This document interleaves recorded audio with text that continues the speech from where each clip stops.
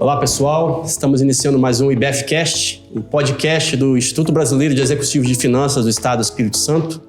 Sejam muito bem-vindos conosco aqui, estamos nessa tarde especial aqui, eu, Paulo César Silva, CEO da empresa Irradiare e também membro do Comitê Qualificado de Conteúdo e ESG do IBF.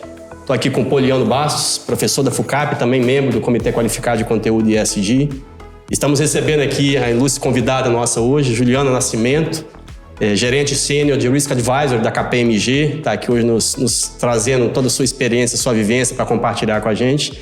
E junto também com a Lohane Silva, diretora jurídica aqui do IBF, que vai nos ajudar também nesse bate-papo aí, trazendo um quadro dessas experiências aí com relação à agenda ESG, gestão de riscos e compliance, enfim.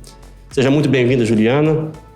Vamos começar aqui, eu acho que ouvindo um pouco, né, vejo que sua trajetória profissional é muito rica, né, de muitos anos aí de experiência, tanto nessa questão de gestão de risco e compliance, mas também na questão da agenda ESG, também escritora de livros, enfim.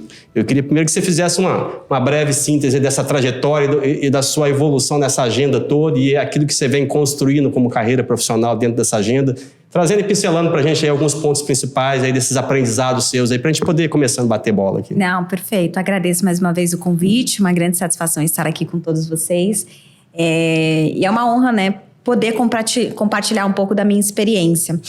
De experiência profissional, contabilizando que eu, desde o começo da faculdade, eu já estou dentro do meio corporativo de uma forma bastante efetiva. Eu tenho praticamente 20 anos de carreira, sendo 10 anos deles dedicados somente aos temas de governança, riscos e compliance.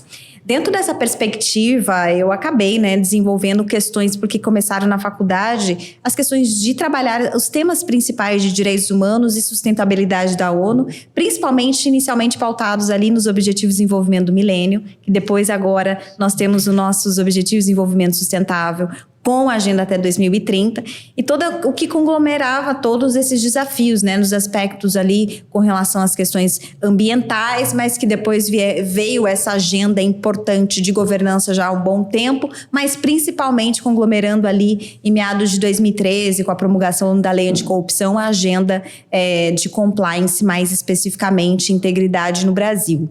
Então, desde então, tenho trabalhado uma agenda de governança corporativa, gestão de riscos, compliance, porque esses anos foram muito relevantes para que viesse consolidar esses temas nas organizações, mas nunca deixei de fora um contexto de ambiental e sustentabilidade, porque entendia que era importante. Tanto que em 2014 eu lancei o meu primeiro livro que eu coordenei, que o tema foi Bioética e Sustentabilidade, entendendo já que eu tinha desafios corporativos, éticos, e que eu tinha que levar em consideração a perenidade do negócio e um viés mais sustentável para a continuidade das organizações. Então, há tempos atrás eu já refletia sobre tudo isso, conglomerando todos esses estudos, pesquisas já desde a universidade. Eu tenho uma paixão por estudar, além de ser executiva, então nessa trajetória acabei desenvolvendo alguns estudos, fiz 3 pós-graduações, 2 mestrados, sendo um deles eu estudei na Alemanha, e fiz alguns cursos também fora, na Alemanha, um outro de compliance mais específico em algumas instituições fora, porque eu queria entender os desafios que a agenda de governança tinha dentro desse contexto, de compliance como um todo, e qual era a perspectiva numa visão comparada, Para nós do direito, minha formação é jurídica, do direito comparado, e quais seriam os desafios ali colocados para isso. A agenda andou, para muitas questões, nós passamos por grandes desafios, no contexto corporativo, reputação, muitas operações no que diz respeito à corrupção no Brasil.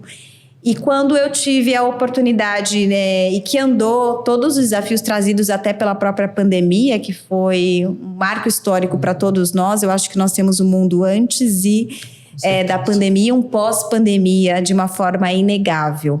E veio dentro dessas discussões a retomada da agenda ESG, que na verdade, muito embora tenha sido ali trazida em 2004 com Kofi Annan e com Paul Clements, que esteve aqui no estado, aqui no Espírito Santo, mas nós tínhamos também um desafio que essa agenda começou a retomar com a versão de princípios e valores que a pandemia acabou trazendo novamente para um viés de discussão.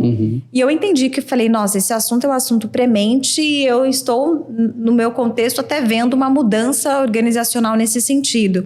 A gente fala que nós temos 4 marcos de governança aqui, até a Sarbanes-Oxley. No meu entendimento de estudo, nós temos o 5º marco que vem com o ESG para trazer uma nova roupagem para o contexto de governança corporativa.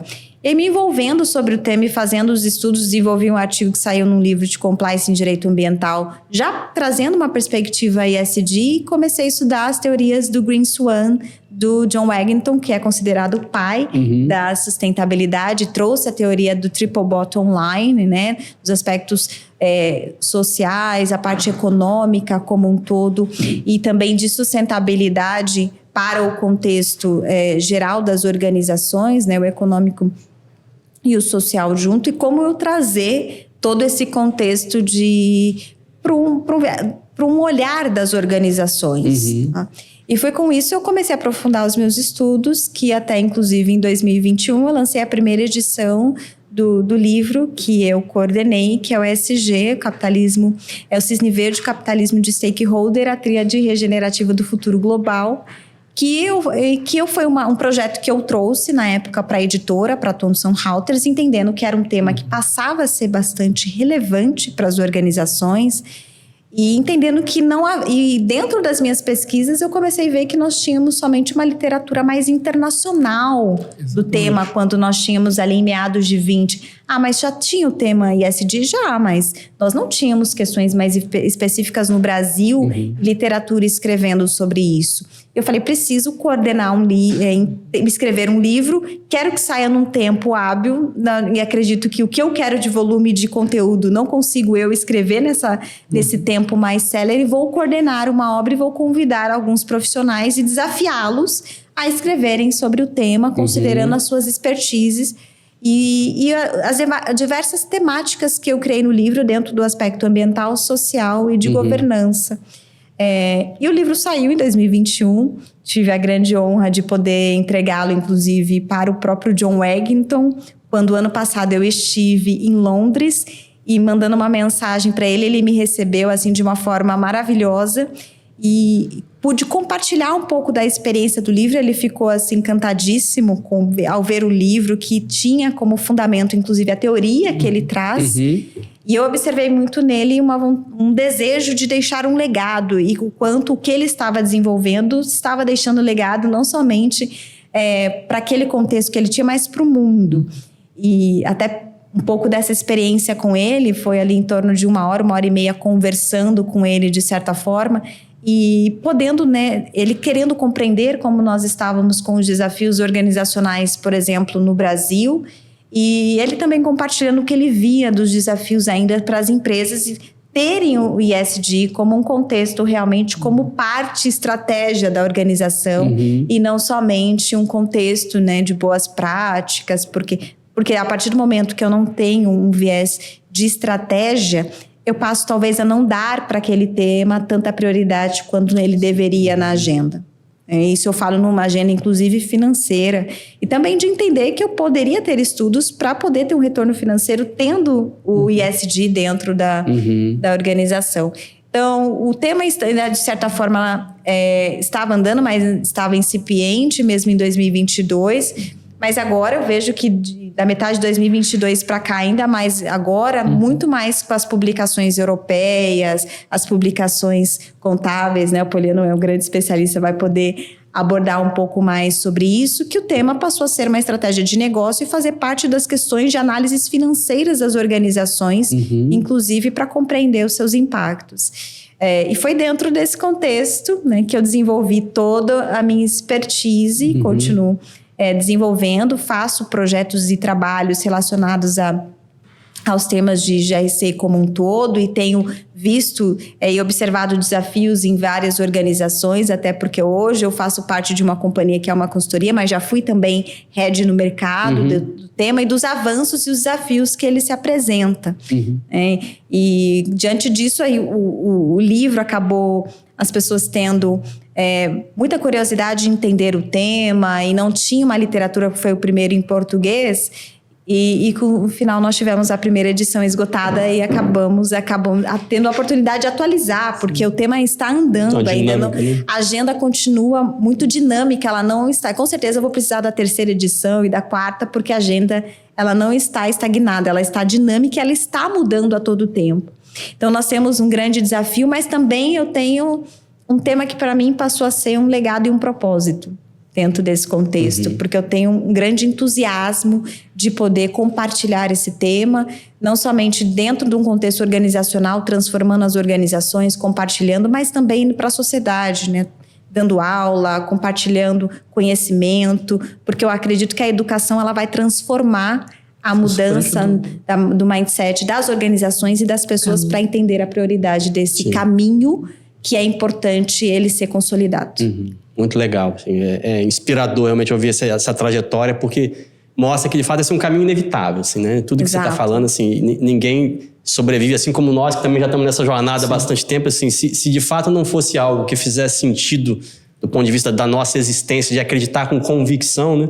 De fato não daria, porque a resistência ainda é muito grande em vários aspectos. Né? E aí eu coloco nessa perspectiva, assim, até para ouvir também de toda essa sua vivência, né, que se consolidou e através do livro, onde você conseguiu certamente coletar aí muitas percepções e visões de profissionais diferentes no mercado, cada um com o seu olhar, mas que se complementam, mas também com a sua vivência, né, com experiência no mercado e depois como consultoria e vivenciando esses ambientes todos, se fosse possível, porque é sempre difícil, né, mas elencar 2 ou 3 pontos que hoje, no seu olhar, com toda a sua vivência, são os principais desafios para poder essa agenda avançar com mais velocidade. Olhando para isso tudo aí, de toda essa vivência sua e o que você tem visto no mercado aí, o que você elencaria, assim, até para poder ajudar o nosso ouvinte, quem está assistindo a gente, a pensar assim, será que eu estou enxergando adequadamente essa questão? Será que eu estou lidando, de fato, com aquilo que é o relevante dessa agenda? O que você elencaria aí, 2 ou 3 pontos principais que, na sua percepção, hoje, talvez seja um principal impeditivo para essa agenda andar com mais celeridade nas organizações? Eu acho que o primeiro ponto é entender a governança. Sem uma governança muito bem estabelecida, eu não consigo estabelecer um ambiental e um social muito claro. Eu tenho observado muitas organizações que tinham uma área de sustentabilidade, que tinham um contexto muito mais, muitas vezes, de responsabilidade social, pelo contexto estratégico que a própria organização conduzia, e agora é uma área de ESG, ou pessoas de GRC, Governança, Riscos, Compliance, assumindo ESG. É um desafio. Então, esse é um primeiro ponto que eu vejo, assim, de como que eu adequar esses temas nessas áreas de uma maneira apropriada para realmente dizer que eu tenho essa agenda completa, porque uma agenda é muito completa. Então, eu preciso ter profissionais que sejam com diversas capacidades, com diversas formações, para compor um time que vai conseguir atender toda essa agenda, criar indicadores efetivos. Um outro ponto que eu vejo é começar a trazer a agenda um contexto do o quanto ela tem de impacto financeiro para mim, qual que é a minha análise de risco sobre isso e o que vai ter me trazer de um retorno a médio e longo prazo. Porque enquanto eu entendo que a agenda não for trazida para um aspecto de quanto isso vai me trazer de tanto de retorno para reputação, por eu ter um investimento, isso lá na frente vai me trazer de certa forma, ou porque agora eu também quero de imediato com uma visão de investidores, porque eu não posso deixar a questão econômica de lado. Porque senão ela passa a ser uma agenda, mas é uma boa prática, porque fica muito bonito de se apresentar perante o mercado, mas para quem está tomando decisão muitas vezes não vê algo como efetivo, porque o olhar é econômico para as organizações. Senão fica no marketing, né? Exato. E tem muito departamento de ESG que é tocado pela equipe de marketing, isso não é o adequado, né? Perfeito. Não sei nem como acontece. No Brasil, não. Só fora do Brasil, aqui não. Porque aí não vira um componente estratégico, é exatamente isso que você falou. Para a gente conseguir atingir o conselho e atingir os CFOs, os CEOs, as CFOs, as CEOs, a gente tem que colocar isso na estratégia da empresa. E aí desculpa até ter te interrompido o seu fluxo, Paulo, eu fiquei com uma curiosidade da sua opinião, né? Primeiro queria recomendar, compre o livro da Juliana, que é excelente. Eu li a primeira edição quase inteira, ele é grande e eu vou terminar de ler, vale a pena cada linha. Então, comprem já a segunda edição e me contem aí as últimas atualizações. Quando eu comecei a dar aula de finanças, Juliana, o papel do conselho e da governança era monitorar a alta gestão. E era só isso que eu ensinava, exato. Né? E na minha tese, um dos artigos, né, da minha tese foi exatamente tentar documentar se diversidade no conselho, se o conselho que gera informação estratégica para tomada de decisão, se isso impactava na geração de valor das empresas. E eu encontrei que só o monitoramento, né, considerando o mercado americano, impactava. Né? Fiquei ali dando aula só governança é monitorar. Você acha que a governança mudou e hoje ela é uma coisa maior, dada a relevância da governança, né, que você colocou como um fator acelerador? Assim, você acha que a gente, de fato, está com uma estrutura nova de governança? Eu vejo que a governança ela passa a se preocupar com outros temas. É uma adição. É uma adição. Porque se nós observarmos a mudança que ocorreu dentro dos princípios de governança da 6ª edição do Código Brasileiro de Governança Corporativa, ela inclui a preocupação de sustentabilidade, não que antes não olhava, mas observa termos, né, para os princípios de ética e integridade, além de observar accountability, na responsabilidade social entrou no viés de sustentabilidade também. Então, houve uma mudança, sim. Que isso, inclusive, gerou essa mudança da 6ª edição, com já o avanço eu entendo que a agenda ESG também trouxe.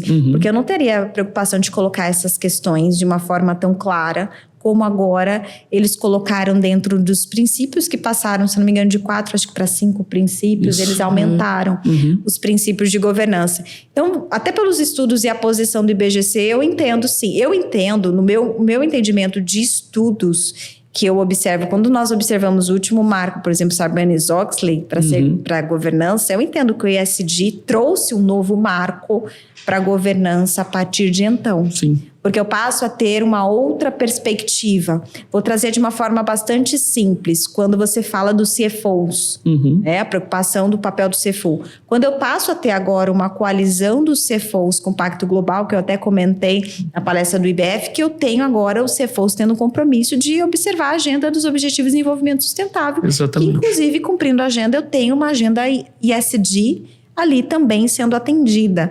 Então, peraí, para ele fazer isso, essa coalizão, ele tem um apoio de board para desenvolver isso. E para isso eu tenho que passar isso a ter uma questão de viés estratégico. E muitas grandes organizações já estão passando a ter esse contexto e essa visão.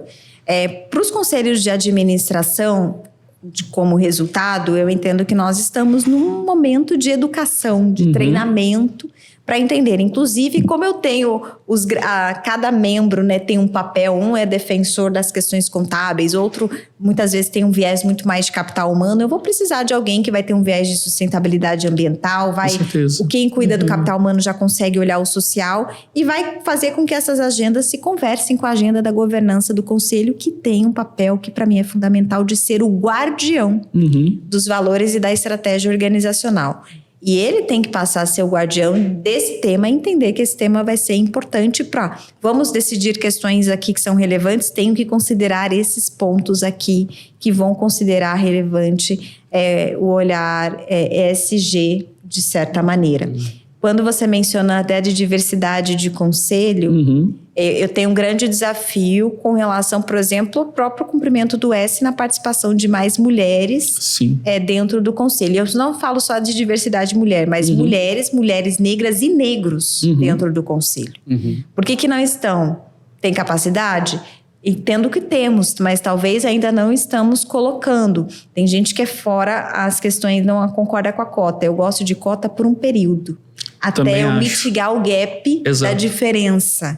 Porque ele ainda existe. Se nós pegarmos o último documento do Fórum Econômico Mundial, o Gender Gap, que fala exclusivamente, né, das questões de gênero, só aqui, quando nós pensamos aqui na América, né, Latinoamérica, nós temos ainda um gap de mulheres de 70 anos. Quando eu pego, assim, África Subsaariana, tem 190. Então, assim, eu preciso, por um tempo, implementar. Não é falar que vai colocar gente que não tem competência, de forma alguma. Você tem que olhar as características. Mas talvez você precise diversificar mais e procurar mais no mercado, porque o avanço de programas de diversidade de conselho, para ter mulheres em conselho, né, tem... do próprio IBGC, o PDEC, tem a Conselheira 101, que foi inclusive uma iniciativa de de sócias da KPMG, como a Mariane Coutinho, a Patrícia Molino, que é só para formar conselheiras negras e pardas. Ou seja, elas estão sendo formadas para que elas ocupem essas cadeiras. Sim. Então, programas, eles já existem. Pessoas que já estão se formando, elas existem. Mas eu preciso mudar um pouco essa agenda. Então, essa também é uma pauta que vai ser uma pauta ESG. Não, e é extremamente relevante. E se a gente não tem um board diverso, a gente acaba gerando produtos e serviços apenas para homens brancos. Exatamente. O board, ele fica míope, né? Totalmente. Eu tenho uma pesquisa, eu publiquei num jornal dos Estados Unidos, que é com dado brasileiro.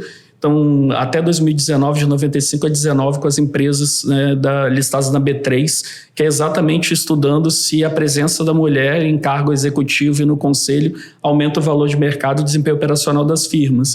E a gente só conseguiu documentar um efeito positivo quando a mulher está na presidência do Comitê de Ética.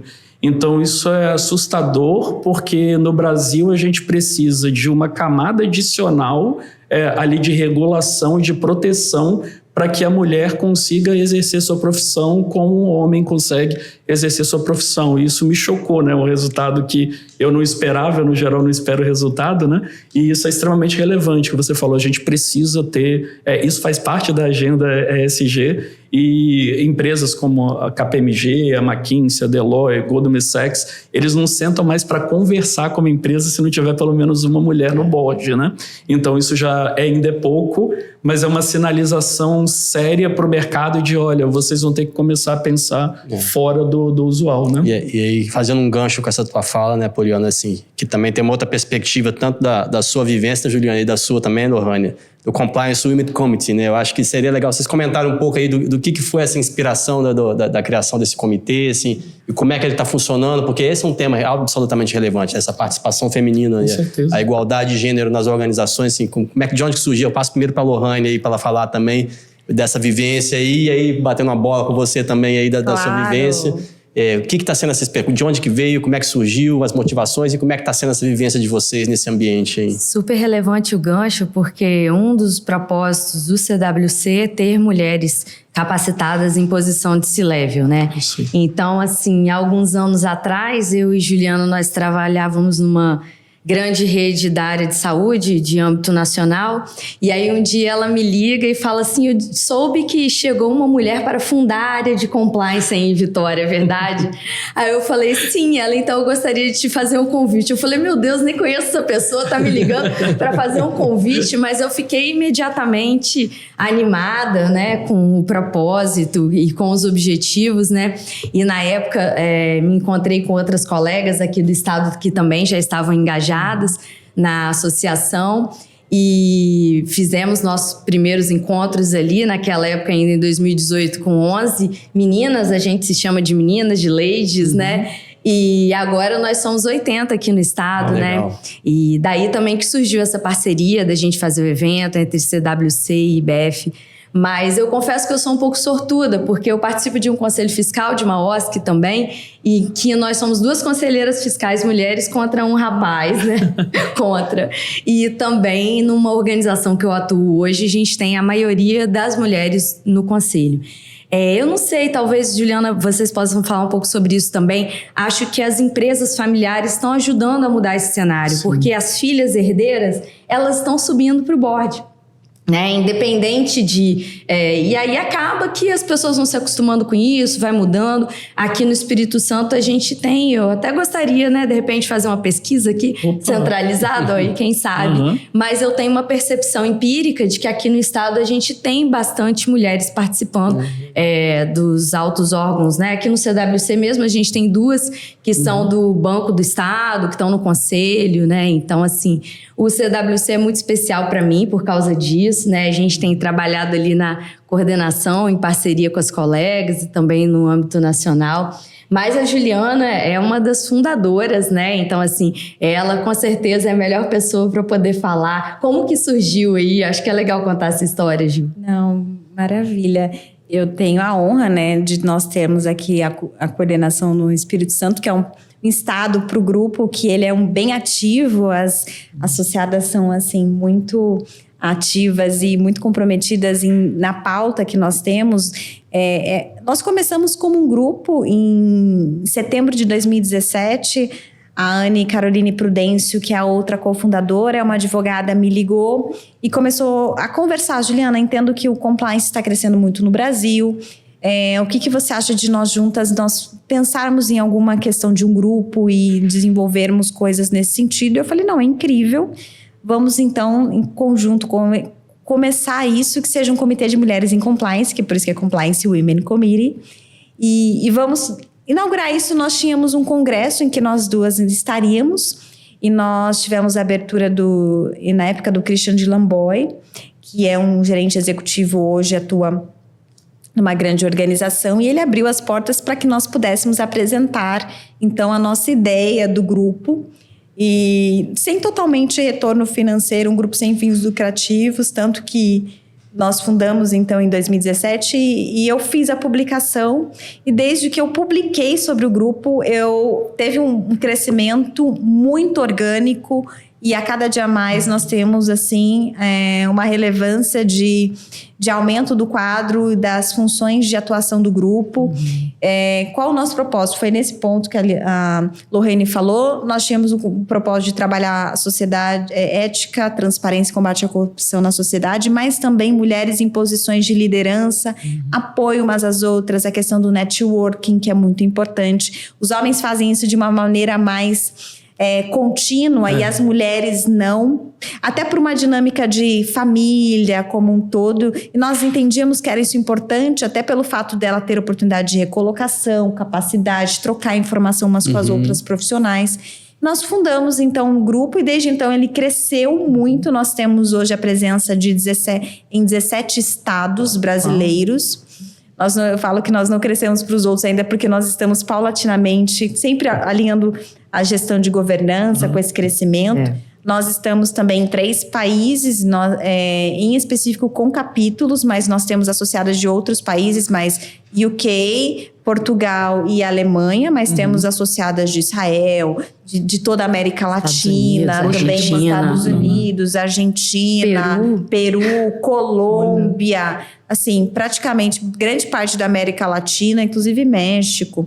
Então, cresceu muito. A gente tem mais de 1.000 associados, porque a gente não tem fins lucrativos. Nós abrimos efetivamente uma associação com o apoio pro bono de um escritório internacional, que é o Mayer Brown, que eles fizeram o nosso estatuto. Nós queríamos uma independência, né? Muito embora nós sejamos advogadas, falei, não, vamos ter um escritório para ter um subsídio técnico disso. Então, nós abrimos efetivamente o grupo.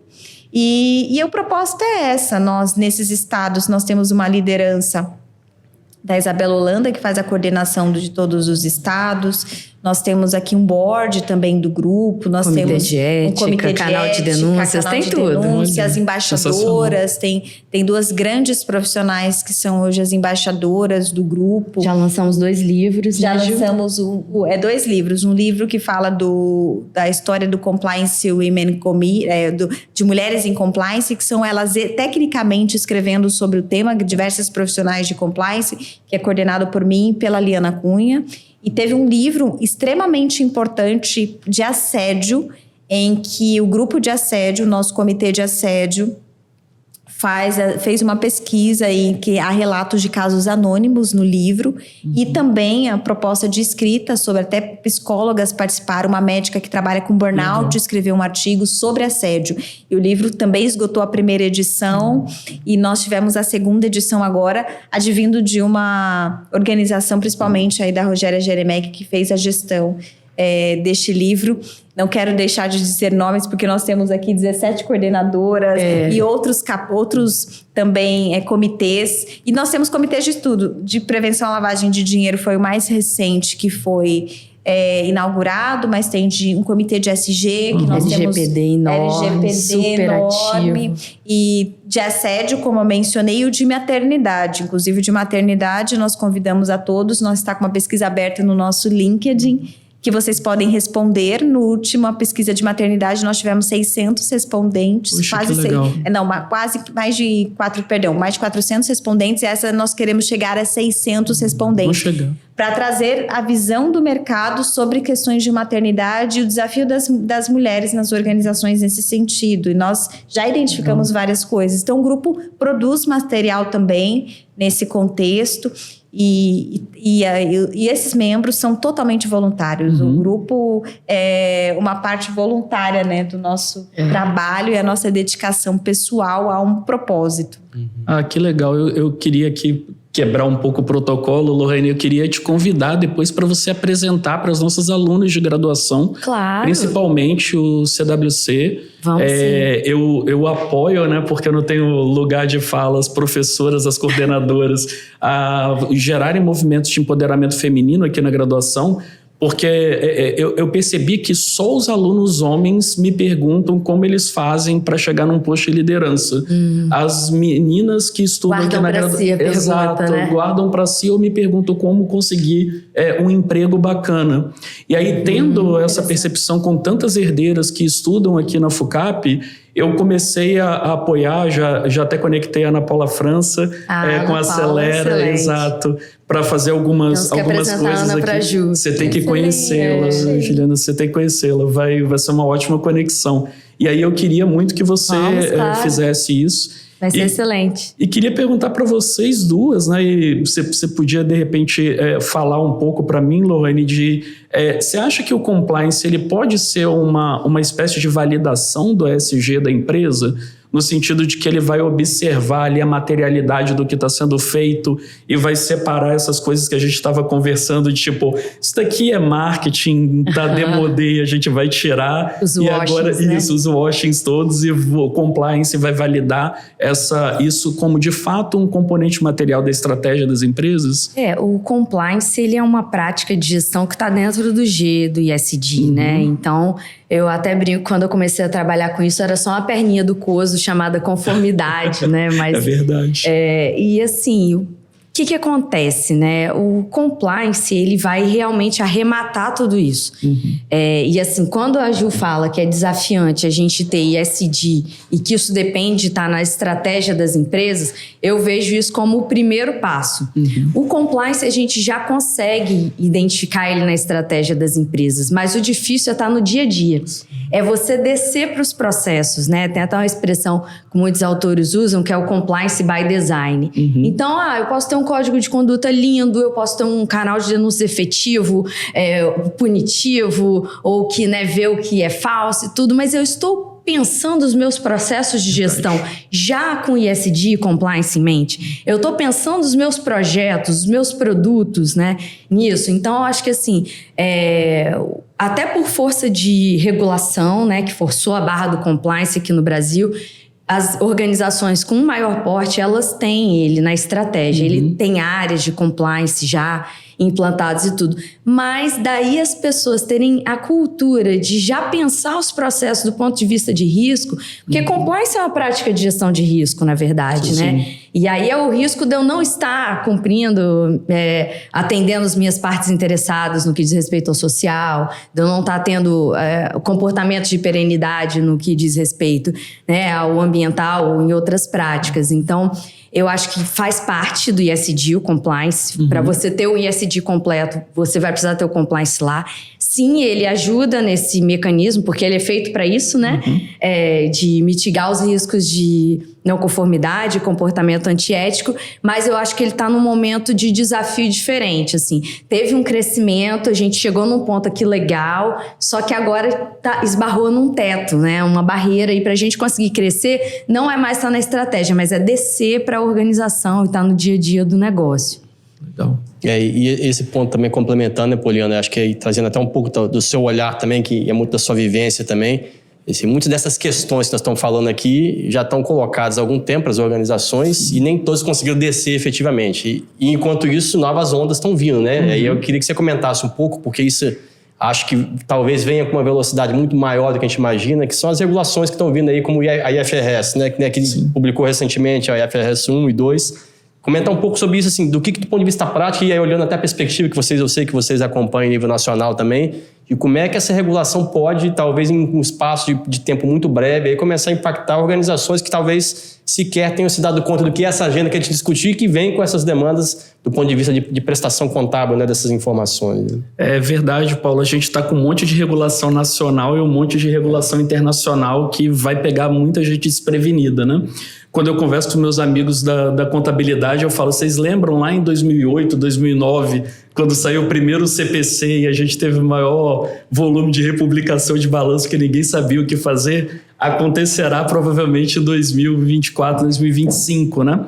Então a gente tem algumas, eu acho que cabe falar da legislação brasileira. A B3 ela acabou de fazer o seu novo regulamento e ela pede agora que os emissores eles façam divulgação em estrutura contábil, né? A contabilidade é uma forma de estruturar os dados para que eles sejam comparáveis entre as empresas, é só para isso, é isso que a gente está tentando levar e tem que declarar agora o que elas estão fazendo ou o que elas estão deixando de fazer, né? Em termos de ESG.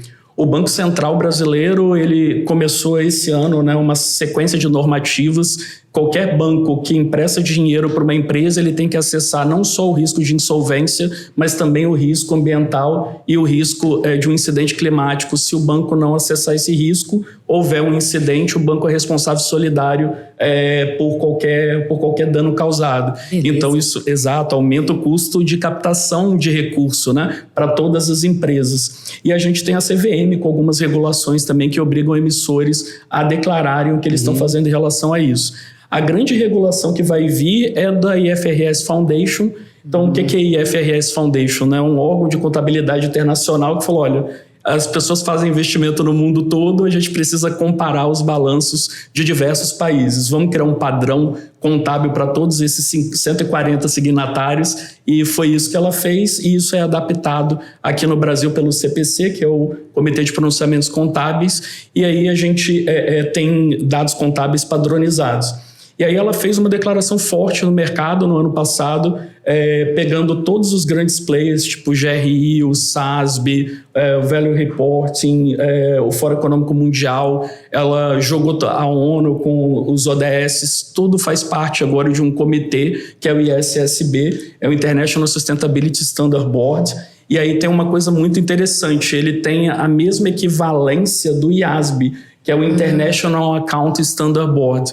Então agora demonstrações contábeis não são mais só demonstrações financeiras. Demonstrações contábeis são demonstrações financeiras e as demonstrações relativas à sustentabilidade. Então o contador ele é obrigado a evidenciar todas essas informações. E aí a gente já teve a publicação de duas normas internacionais, né, IFRS S1 e a S2. A S1 é como se fosse o CPC 0, é um marco conceitual de como tudo isso vai ser divulgado. Então as empresas elas vão ter que parece até que a Juliana participou lá da elaboração da norma, elas vão ter que começar a divulgar questões relativas à estratégia, modelo de negócio, capital humano, estrutura de governança, abrir mesmo o que acontece dentro das empresas, tudo isso tem que ser divulgado para ver como isso está conectado às questões de sustentabilidade. E a S2, ela segue essa mesma estrutura e ela está tratando a respeito do clima. Então, emissão de gás de efeito estufa é o que vai ser a primeira demanda do ISSB. E aí tem uma coisa muito interessante. A norma original, a S2, no seu primeiro draft, ela só pedia emissão de escopo 1 e escopo 2. Então, em síntese, era o que a empresa ela emitia ali na sua operação direta e o que acontecia em relação à sua compra de energia, né? Então, só tratava disso. Escopo 3 é o que todos os meus fornecedores fazem.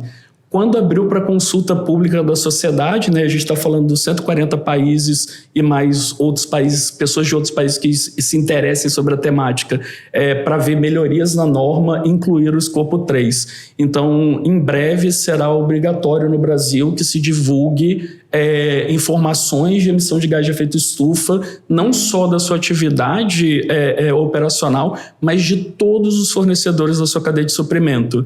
E, bem, é simples, assim, na Europa, né, como a Juliana falou, as coisas estão um pouco mais aceleradas. Trabalha com comércio exterior, né, comércio internacional, você exporta, provavelmente você não vai conseguir exportar, por exemplo, para a Alemanha, que está muito intensa nessa temática, para a França, que está muito intensa nessa temática, porque são signatários, né, de FRS e vão implementar suas normas. Trabalha com uma empresa grande, você não vai conseguir mais fornecer para ela se você não fizer a sua evidenciação.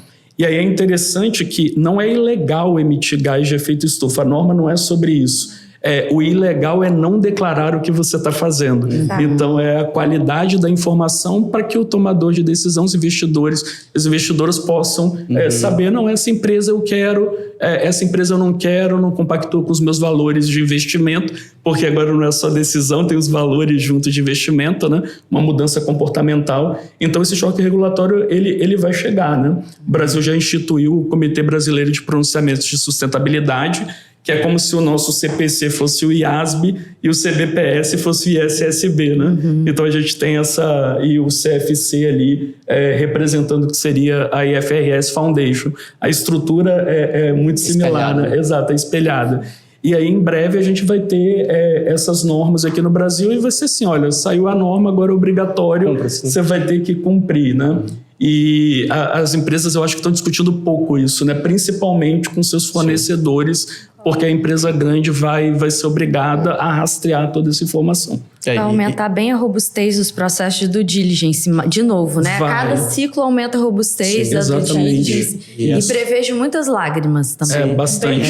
E essa fala aí traz uma reflexão que eu acho, para mim, assim, claramente, também da minha vivência, assim, é o grande desafio, é como a gente faz permear toda essa discussão para toda a cadeia de valor do negócio, né? E aí a gente tem um mega desafio no Brasil, porque se as grandes corporações que já são demandadas, mas têm estrutura própria para fazer isso, cadeia de fornecimento, né? E a gente, assim, aí é uma provocação já indo para a nossa reta final aqui do nosso bate-papo, e ouvindo um pouco também da vivência sua, Juliana, assim, de consultoria, que certamente vocês lidam aí com grandes players, com grandes atores no mercado, mas também outros atores, enfim. Como lidar com esse desafio dos pequenos e médios que estão na cadeia de fornecimento das grandes empresas, né? Porque, assim, não, as grandes empresas sozinhas não vão resolver, né? Não vai ser através de regulação governamental que vai resolver isso. Assim, como a gente fazer dessa transição, que para mim vai ser cada vez mais acelerada, isso que está na questão climática, escopo 1 e 2, e agora com o escopo 3, obrigando a empresa a buscar na sua cadeia de fornecedor, mapear e quantificar a cadeia de fornecedor e até o cliente depois também, o quanto tem de emissão. Mas eu não tenho dúvida que os demais temas relacionados à agenda ESG, de alguma forma, vão começar também a ser inseridos nessa agenda de maneira mais efetiva. Como lidar com esse desafio na vivência de vocês? Como que você está vendo o mercado? Como é que as grandes corporações, de repente, já sejam uma referência nesse tema, estão tratando esse assunto? Porque, para mim, vai ser um grande desafio, né? Como eu descer essa temática toda de maneira efetiva sem que isso inviabilize a própria existência dessas pequenas e médias corporações, né? Não, claro, mas acho que um ponto importante que realmente as grandes estão fazendo isso e o Poliano disse muito bem dos impactos da Europa, eu também tenho...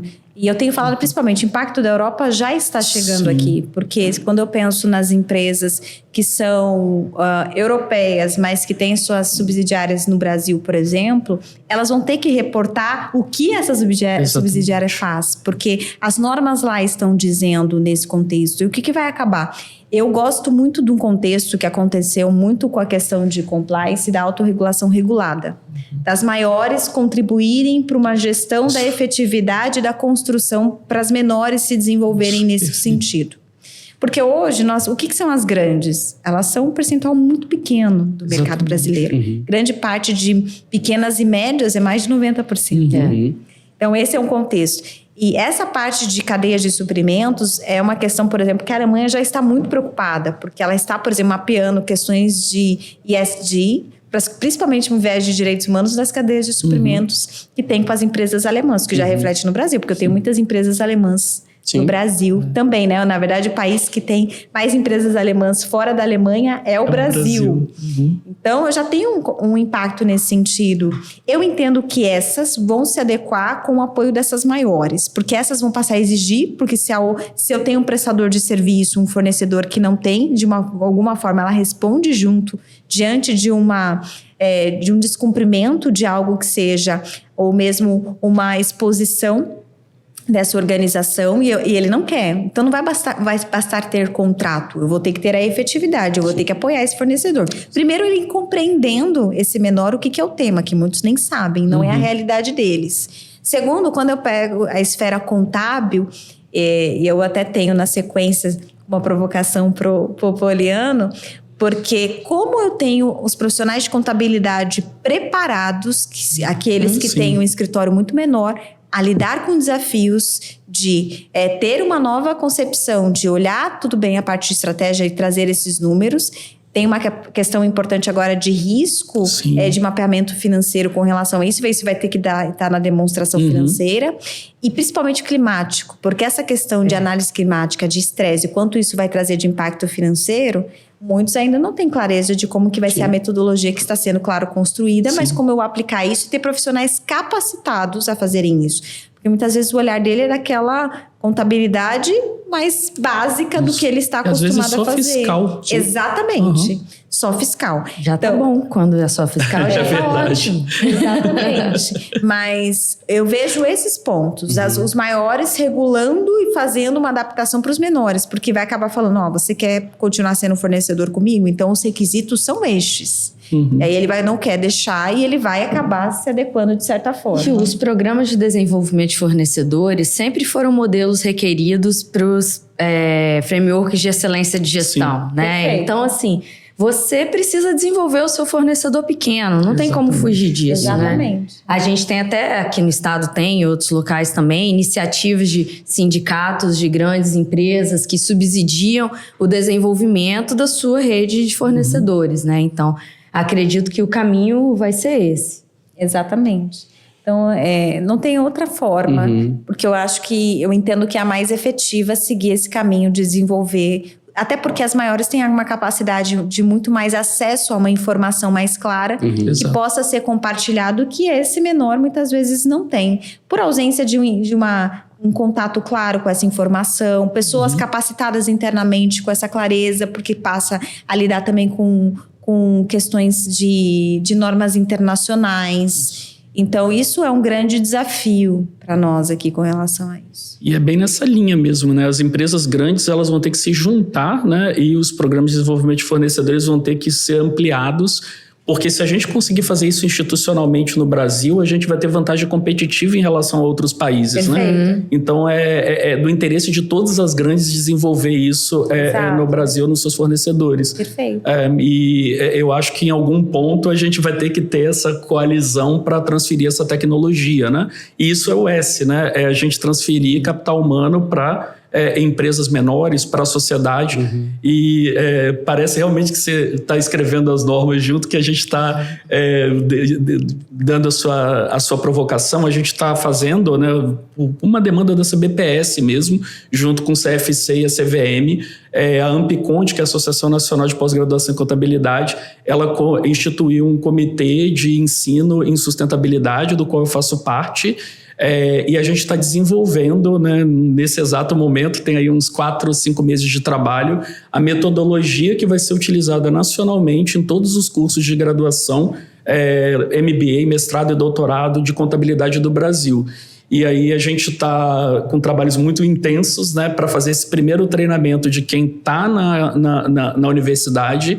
E a gente, por demanda do CFC, está preparando uma rodada de treinamento dos cursos de aprimoramento dos profissionais que já estão no mercado. Então, isso foi uma demanda do CFC, da CBPS e agora da Juliana também, né?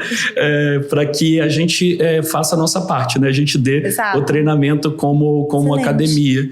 E aqui na FUCAP a gente tem o Instituto FUCAP de Tecnologias Sociais, e dentro do Instituto FUCAP eu desenhei algumas ações, e a gente está fazendo trabalhos, projetos, né, que são voluntários, para que a gente ensine de uma forma descomplicada isso para empresas pequenas, pessoas que têm, pessoas de baixa renda, MEI. A gente quer espalhar esse conhecimento de forma gratuita, pelo menos os mínimos fundamentos para a pessoa começar a operar. Então a gente está tentando aqui atacar das duas formas, né?